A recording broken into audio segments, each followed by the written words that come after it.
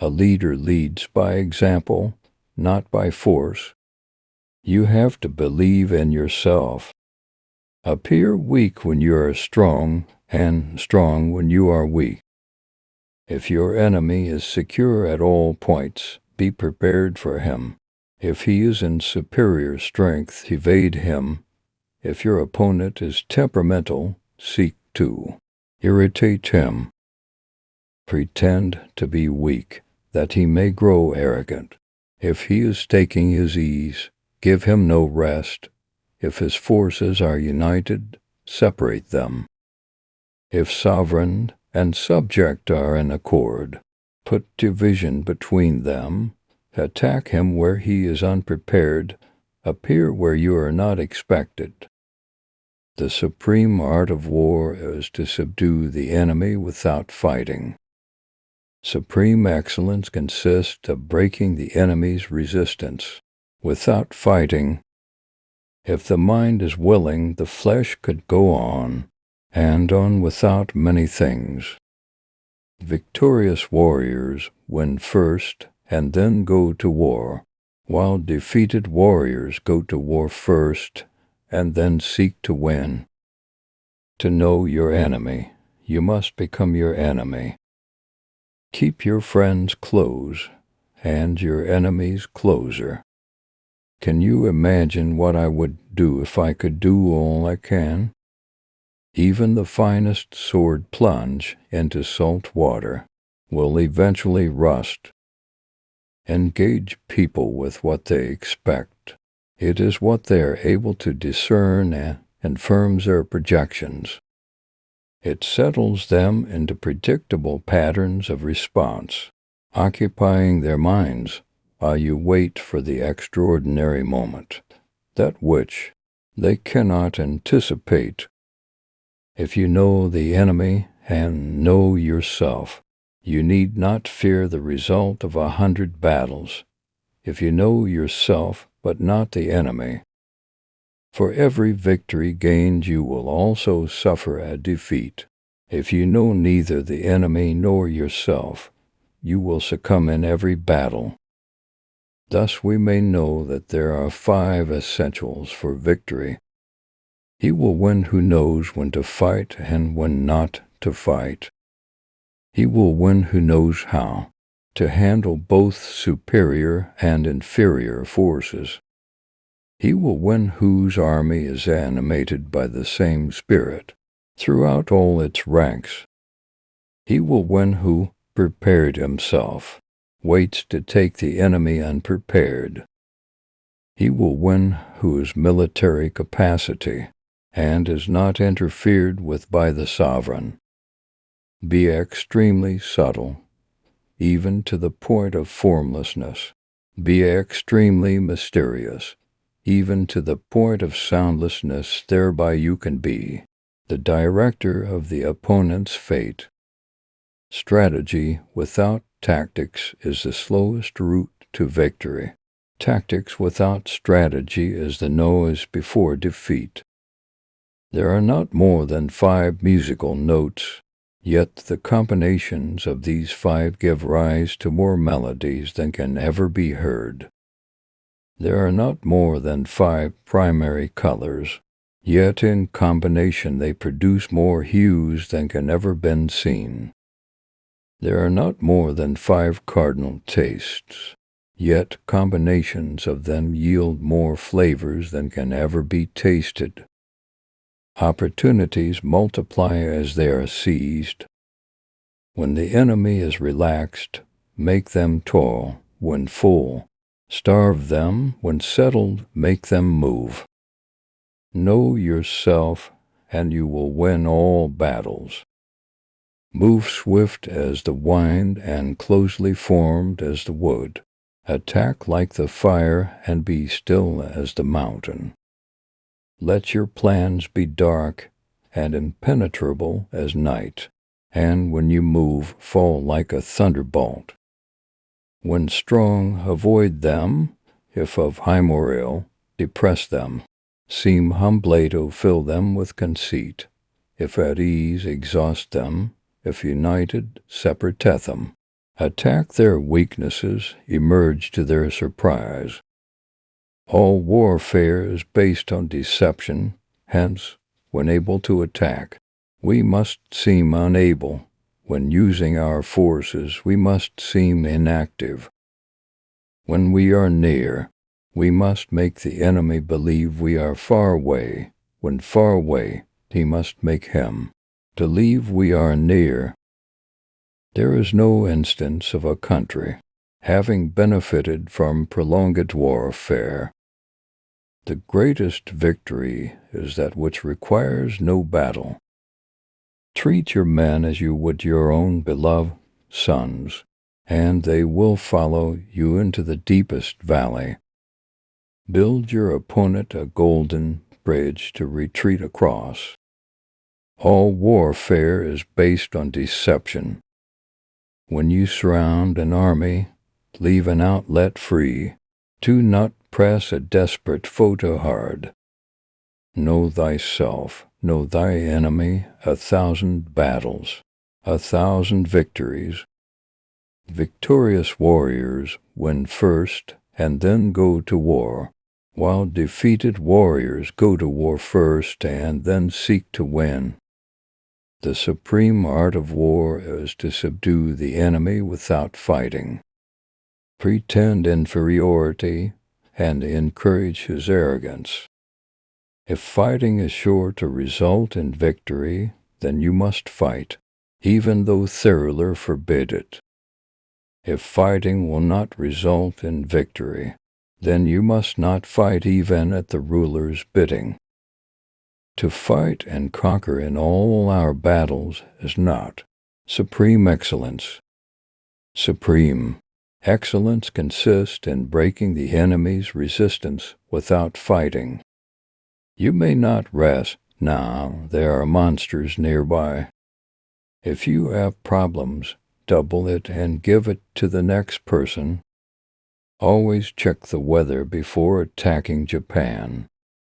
Don't waste time struggling to make a hilarious quote. Instead, read others and enjoy them.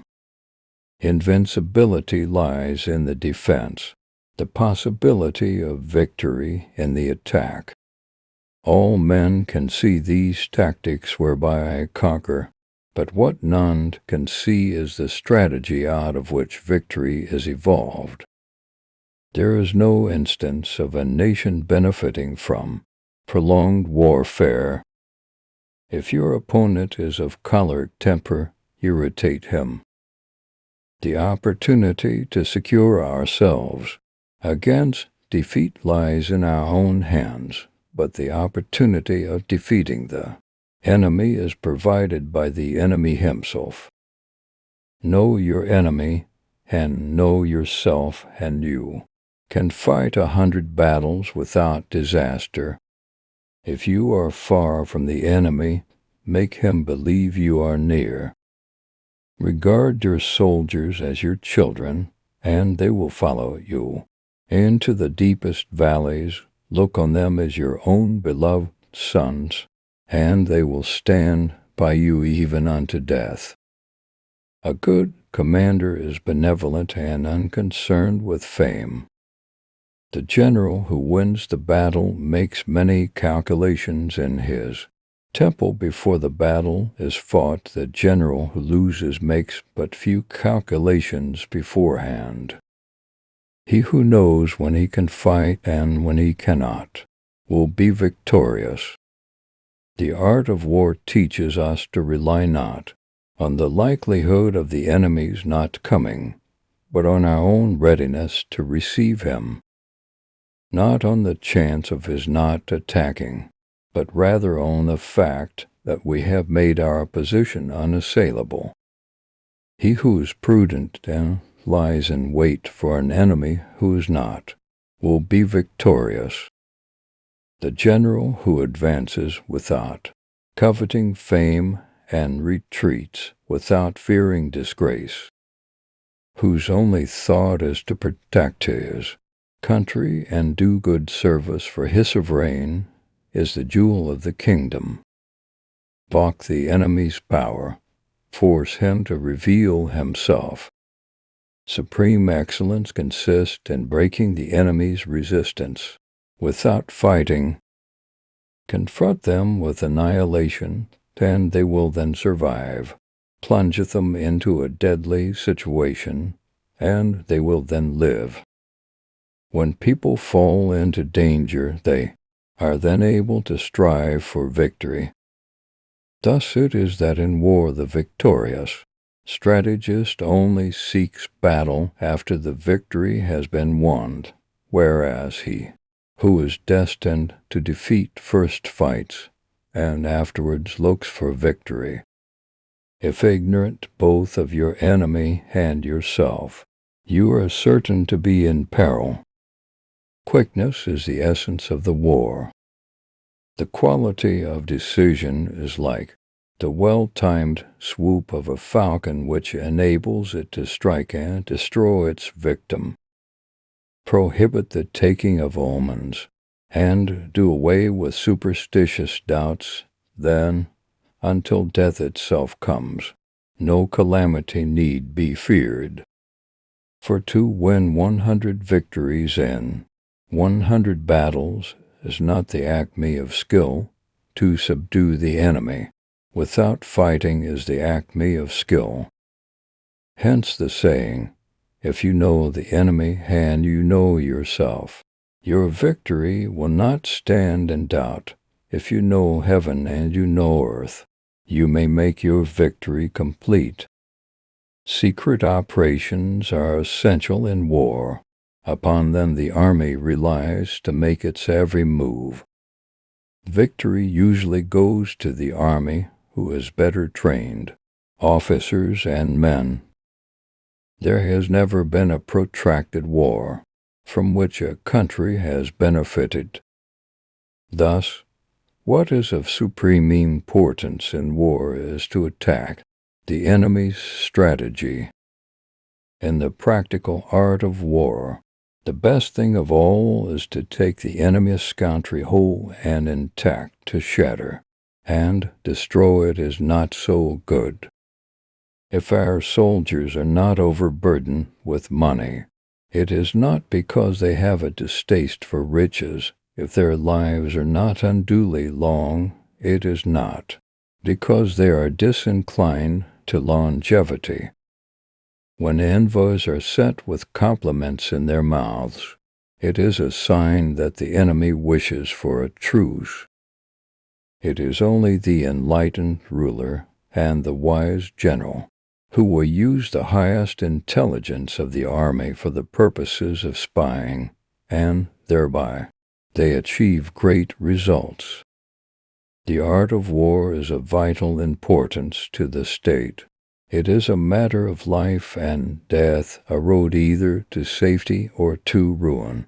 Hence it is a subject of inquiry which can on no account be neglected. The good fighters of old first put themselves beyond the possibility of defeat, and then waited for an opportunity of defeating the enemy. The enlightened ruler is heedful, and the good general full of caution. To see victory only when it is within the ken of the common herd is not the acme of excellence. Hence that general is skillful in attack whose opponent does not know what to defend, and he is skillful in defense whose opponent does not know what to attack. Now the reason the enlightened prince and the wise general conquer the enemy whenever they move, and their achievements surpass those of ordinary men, is phrenology. For them to perceive the advantage of defeating the enemy, they must also have their rewards. It is essential to seek out enemy agents who have come to conduct espionage against you and to bribe them to serve you. Give them instructions and care for them. Thus doubled agents are recruited and used. Of all those in the army close to the commander, none is more intimate than the secret agent. Of all rewards none more liberal than those given to secret agent. Of all matters none is more confidential than those relating to secret operations. If we know that our own men are in a condition to attack, but are unaware that the enemy is not open to attack, we have gone only halfway towards victory.